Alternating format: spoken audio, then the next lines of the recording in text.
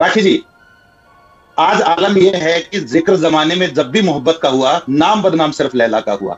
तो मैं ये कहना चाहता हूं कि इन्होंने सिर्फ गले में पट्टा डालने के लिए और बलि का बकरा बनाने के लिए डॉक्टर प्रवीण सोनी को पकड़ लिया है। आज जिस प्रकार से मतलब कि ये तथ्य सामने आ रहे हैं कि जिस प्रकार से 15 बच्चे मर गए, कफ सिरप में जो डीजी नाम का पदार्थ है जिसकी 48% मात्रा पाई गई, जबकि मानक यह है कि वो 0.1% से ज्यादा नहीं हो सकता, लेकिन 48% डालकर जबरदस्ती बच्चों को जहर परोसा गया। तो ये मैं मानता हूं कि हमें अपने शब्दों को सुधारना चाहिए। ये सिर्फ लापरवाही नहीं है, मैं इसे साजिशन हत्या का नाम देना चाहूंगा। और कंपनी के 2 साल में 40 बार सैंपल फेल हुए हैं, फिर भी कैसे ये मार्केट में अपनी दवाइयां सप्लाई कर रही थी, ये मुझे लगता है कि हमारे सिस्टम के सामने एक बहुत बड़ी चुनौती है। मेरे मित्र संदीप वर्मा जी कह रहे थे कि भाई कांग्रेस ने तो 2009 में इस कंपनी को बैन किया था, फिर ये बैन हटा किसकी सरकार में, किसकी सरकार में ये कंपनी फली फूली और किस सरकार ने इसको खुलेआम मतलब की इजाजत दी कि मार्केट में अपने ड्रग सप्लाई करो। आज सेंट्रल ड्रग कंट्रोल ऑर्गेनाइजेशन के जो अधिकारी हैं उन पर कोई सवाल नहीं उठा रहा है कि क्या उनके अप्रूवल के बिना क्या मार्केट में कोई भी मेडिसिन उतरना संभव है क्या? कि आज ये राजवीर त्यागी जी जो कह रहे थे कि डॉक्टर को पता करना चाहिए उस दवा की हिस्ट्री क्या है, उस कंपनी की हिस्ट्री क्या है, मतलब कि सरकारी डॉक्टर को आप इन सब चीजों की तनख्वाह देते हैं क्या? वो रिसर्च भी आपके बिहाफ पर करके दे।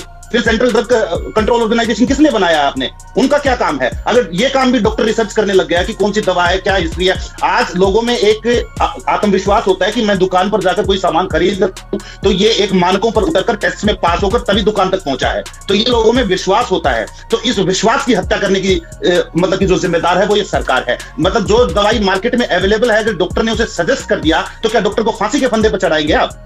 तो इसके लिए सबसे बड़ी जिम्मेदार मुझे लगता है कि भारत की सरकार है। और दूसरा, अभी कुछ दिन पहले इसी मध्य प्रदेश का केस था, 2 नए पैदा हुए नवजात बच्चों को चूहे खा गए।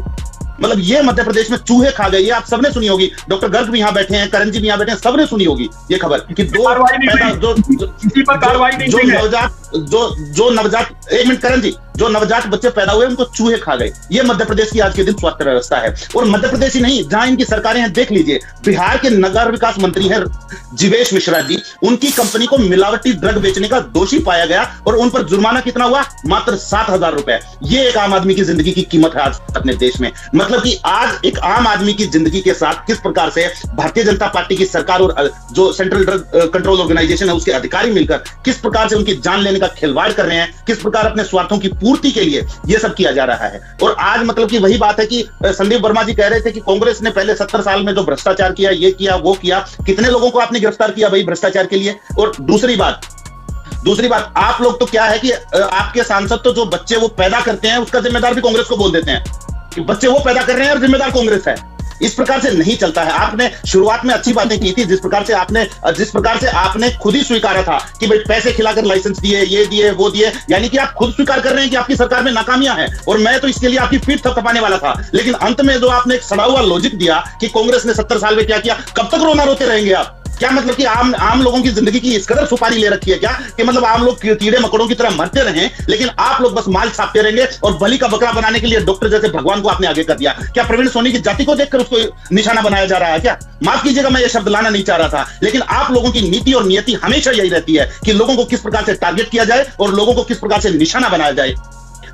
आप लोगों को ये चीजें सोचनी चाहिए, जिम्मेदारी लेनी चाहिए। आपने कितने उस पर डिबेट किए होंगे, कितना आपने उस चीज पर मोर्चा खोला कि कुछ दिन पहले वो 2 बच्चे मर गए, उनको न्याय की गुहार कौन दिलाएगा? वो बच्चे नहीं थे क्या? उसमें किसको फांसी पर चढ़ाया आपने? मुझे बताइए, इस चीज की जानकारी दीजिए। किसी को नहीं चढ़ाया। लेकिन आज आप बड़ी बड़ी डींगे हाँक रहे हैं, दंड मिलना चाहिए, ये मिलना चाहिए, वो मिलना चाहिए। दंड देगा कौन? सर हर जगह बैठे तो आप लोग हैं, तो आपको ये बोलना चाहिए ना कि दंड हमारी सरकार को देना चाहिए। हमारी सरकार नहीं दे रही है, हमारी सरकार की विफलता है ये। राखी जी, हम और आप एक आम आदमी है, डॉक्टर गर्ग हो गए, करण जी हो गए, हम आम आदमी है। हमारे पास न जाने कितनी और चीखों से, कितनी और जाने से इस सरकार का कलेजा भरेगा, मुझे इस चीज का अंदाजा नहीं है। हम लोग सिर्फ, हमारे पास अंत में वही संवेदनाएं और वही अंत में वही चीजें बचती हैं कि हम श्रद्धांजलि अर्पित करते हैं, परिवार को शक्ति दे भगवान, हमारे पास यही शब्द बचते हैं। और ये लोग हमेशा इसी तरह किसी न किसी को बलि का बकरा बनाकर निकल जाते हैं और उन धनलोलुप संस्थाओं के आगे झुके रहते हैं और अपनी तिजोरियां भरने का काम करते हैं। शर्म आनी चाहिए इस प्रकार की आज भारतीय अर्थव्यवस्था और भारतीय स्वास्थ्य व्यवस्था हो रखी है कि पूरे विश्व में हम छाती पीटते रहते हैं कि हम तो विश्व गुरु बन गए, डंका बज रहा है, इस प्रकार के विश्व गुरु बन गए। अस्पतालों में बच्चों को चूहे खा रहे हैं और 15-15 बच्चों को कफ सिरप में जहर मिलाकर बेचा जा रहा है। जिन पदार्थों का इस्तेमाल गाड़ियों की सफाई करने, गाड़ियों के इंजन में डालने के लिए होता है, वो पदार्थ आज आप किस प्रकार से बच्चों को दे रहे हैं। ये एक साजिशन हत्या है आपकी सरकार के द्वारा। ये किसी भी पैनलिस्ट ने नहीं कहा। मैं ये जिम्मेदारी के तौर पर कहना चाहूंगा कि यह मध्य प्रदेश शासन की सेंट्रल ड्रग ऑर्गेनाइजेशन की ड्रग कंट्रोल ऑर्गेनाइजेशन द्वारा की गई 15 बच्चों की साजिशन हत्या है और न जाने कितने लोग अभी और कितने बच्चे बेचारे और गंभीर हैं, उनकी भी हत्या होगी। तो इसका जिम्मेदार भी सिर्फ और सिर्फ सरकार है। चलिए, क्योंकि